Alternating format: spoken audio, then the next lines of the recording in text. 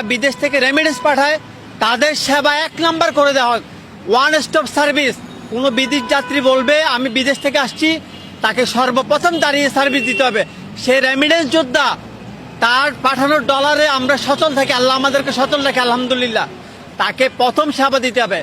জানোয়ার যেগুলি এয়ারপোর্টে বসে আছে, পাসপোর্ট অফিসে বসে আছে, লাথি মেরে বের করে দেয়। সবাই থেকে বেশি সম্মান প্রবাসীদের দিতে হবে।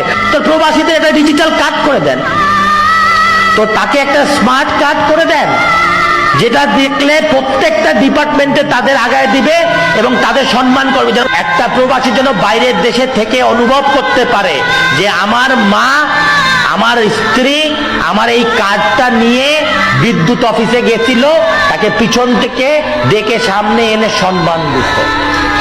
আমার বাচ্চা ভর্তির ব্যাপারে এই কার্ড দেখানোর পর তাকে ভর্তির জন্য তাকে আরেকটু ভালো ব্যবস্থা অথবা একটু আগায় দিচ্ছেন।